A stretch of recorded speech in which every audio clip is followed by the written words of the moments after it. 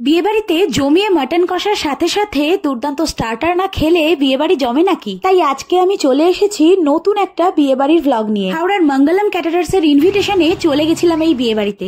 আর গিয়ে তো এখানকার ডেকোরেশন এবং খাবার দাবার দেখে আমি একেবারে অবাক। যেমন শৌখিন ডেকোরেশন তেমনই দুর্দান্ত খাওয়া দাওয়ার আয়োজন। আর এই খাওয়া দাওয়ার দায়িত্বে ছিল মঙ্গলম ক্যাটারার্স। আর এই মঙ্গলম ক্যাটারার্স এর কর্ণধারকে আপনারা তো অনেকেই চেনেন। চলুন তাহলে আর বেশি কথা না বাড়িয়ে সরাসরি ভিডিওতে যাওয়া যাক। নমস্কার, আমি বৈশাখী ফ্রম হ্যাংলাস ডে আউট, আর আপনারা দেখছেন আমার সম্পূর্ণ নতুন একটা ইউটিউব ভ্লগ। সাধারণত বিয়ে বাড়িতে খুব একটা শাড়ি পরা হয় না, তবে এবারে ভেবেছি মাঝে মাঝে একটু আধটু শাড়ি পরবো। আর আমার অজান্তেই আমার লুকটার সাথে কিন্তু বিয়ে বাড়ির লুকটা একেবারে ম্যাচ করে গেছিল। আর প্রথমে ঢুকে এই সুন্দর এন্ট্রেন্সটা দেখে মনটা সত্যিই বেশ ভালো হয়ে গেছিল। যদিও অনুষ্ঠানটা ছিল একটা রিসেপশনে, তাই কোথাও গিয়ে আমার মনে হয়েছে যে পুরোনো দিনের একটা সাবেকি লাল সাদা ছোঁয়ার সাথে সাথে একটা আধুনিকতার ছোঁয়াও কিন্তু এই পুরো ডেকোরেশনে ছিল। আর আমরা বিয়ে বাড়ি বা যে কোনো শুভ অনুষ্ঠানে গণেশ মূর্তি দেখতে পেলে এখানে কিন্তু গণেশ মূর্তির সাথে সাথে শিব পার্বতীরও দেখা মিলেছিল। আর ভেতর দিকে কিছুটা এগোনোর পরই দেখা মিলল এক দারুণ সেলফি কর্নারের। সত্যি বলতে বিয়ে বাড়িতে তো সেলফি কর্নার আজকাল অনেকই দেখা যায়,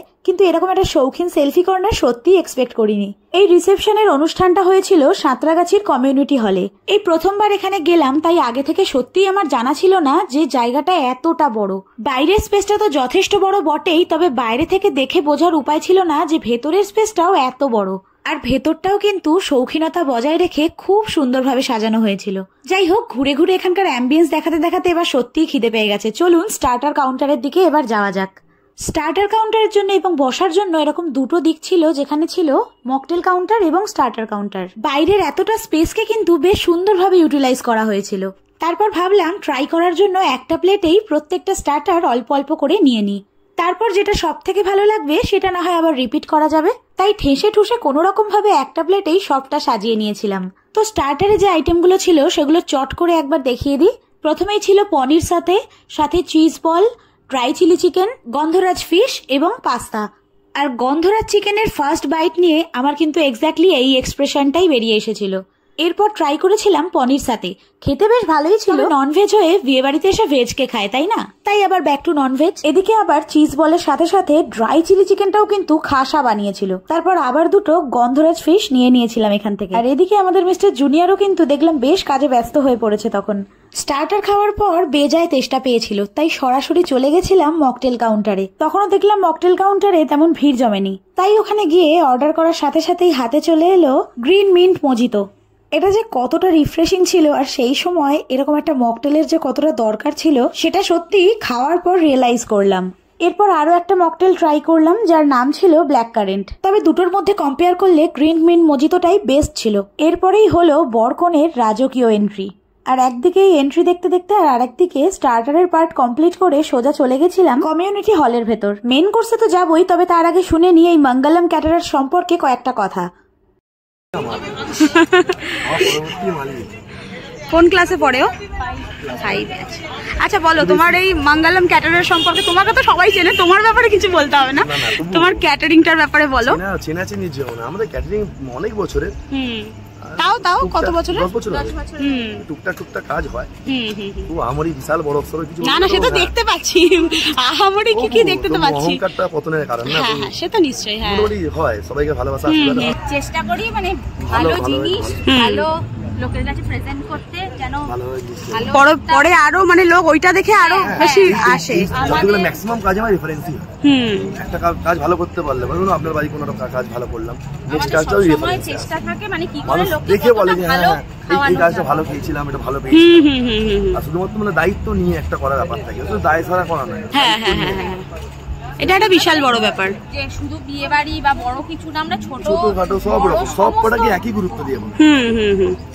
থ্যাংক ইউ কাজের মতো ভেবে, নিজেদের কাজ ভেবেই আমরা থ্যাংক ইউ। মেন কোর্সের দিকে এবার যাবো করছি, আর এমন সময় মনে পড়লো এই যা ফুচকাটাই তো খাওয়া হয়নি। আর কোনো বিয়ে বাড়িতে গিয়ে ফুচকাকে ইগনোর করে অপমান করার তো কোনো মানেই হয় না। তাই গিয়ে কাকুকে বললাম গুনে গুনে 4টে ফুচকা দিতে। দুটো আমার আর বাকি দুটো আমার বান্ধবীর। ইতিমধ্যেই অনেক রাত হয়ে গেছিল, তাই ফুচকা খাওয়া শেষ করে আর বেশি দেরি না করে সোজা চলে গেছিলাম মেন কোর্সের দিকে। আচ্ছা, মেন কোর্সে কি কি আইটেম ছিল সেটা চট করে একবার, মানে মেনু কার্ডটা একবার চট করে দেখিয়ে দিই। কুলচা, চানা পনির, স্টাফড আলুর দম, ফিশ ফ্রাই অথবা পনির পাসিন্দা, স্যালাড, ভেটকি পাতুরি অথবা অথবা পনির পাতুরি, সাথে বাসন্তী পোলাও, মাটন কষা অথবা চিকেন কষা এবং কাতলা কালিয়া অথবা ছানার কোপ্তা। আগে মেন কোর্স পর্ব শেষ করে তারপর ডেজার্টে আসছি। যেহেতু একটা প্লেটে সবকটা আইটেম সাজিয়ে নেওয়াটা খুব মুশকিলের ব্যাপার, তাই আমরা দুই বন্ধু আলাদা আলাদা প্লেটে খাবারগুলো সুন্দরভাবে সাজিয়ে নিয়েছিলাম। আমার প্লেটে ছিল পোলাও, মাটন কষা, সাথে পাতুরি, আর তার সাথে ছিল ম্যান্ডেটারি ফিশ ফ্রাই। কোথাও গেলে এই ফিশ ফ্রাইটা কিন্তু আমি মিস করি না। আর আমার বান্ধবীর প্লেটে নেওয়া হয়েছিল কুলচা, চানা পনির এবং তার সাথে স্টাফড আলুর দম। মাটন ছাড়াও এই পুরো প্লেটে কিন্তু আমার অ্যাট্রাকশন ছিল এই ফিশ ফ্রাই আর এই পাতুরি। এরপর সোজা স্যালাড কাউন্টারে গিয়ে একটু স্যালাড নিয়ে চলে গেছিলাম টেবিলে। কি মনে হলো তাই প্রথমেই মাটনটা ট্রাই করে দেখলাম। মাটনটা কিন্তু দেখতে ভারী সুন্দর লাগছিল আর খেতেও বেশ ভালো লেগেছে, যেমন সফট তেমন জুসি। আর যেহেতু পোলাও ছিল তাই ভাবলাম পোলাওয়ের সাথে একবার পাতুরিটা ট্রাই করে দেখা যাক। পাতুরিতে মাছটা কিন্তু একেবারে পারফেক্টলি কুকড হয়েছিল আর সর্ষের ঝাঁঝটাও কিন্তু একেবারে ঠিকঠাক ছিল। তাই বলতে দ্বিধা নেই, পোলাওয়ের সাথে এই মাটনের থেকেও কিন্তু পাতুরিটা বেশি জমে গেছিল। এক কথায় দারুণ লাগছিল খেতে। আর এদিকে কুলচাটাও খুব নরম ছিল। স্টাফড আলুর দমের থেকেও চানা পনির দিয়ে বেশি ভালো লেগেছে আমার। আর সাথে টেস্টের দিক থেকে ফিশ ফ্রাইটাও ভালো লেগেছে। এরপর সত্যি ডেজার্ট খাওয়ার মতন পেটে আর একটুও জায়গা ছিল না। তবে ডেজার্টে কি কি ছিল সেটা একটু দেখিয়ে দিই। বেকড সন্দেশ থেকে শুরু করে মিক্স চাটনি, পাঁপড়, গোলাপ জামুন। গোলাপ জামুনটা খাওয়ার ইচ্ছে থাকলেও রিস্ক নিয়ে আর খেতে পারলাম না, কারণ বাইরে দেখেছি অলরেডি কুলফি আছে, তাই কুলফিটা তো খেতেই হবে। তাই সোজা বাইরে বেরিয়ে চলে গেলাম কুলফির কাউন্টারে। কিছু দেবে না, তুমি নেবে? হ্যাঁ দিও না আমারটাতে কিছু। তখন সবে সবে ভালোই গরম পড়েছে, তাই কুলফিটা খেয়ে মনটা যেন জুড়িয়ে গেল। তারপর বাকি ছিল last but not the least পান।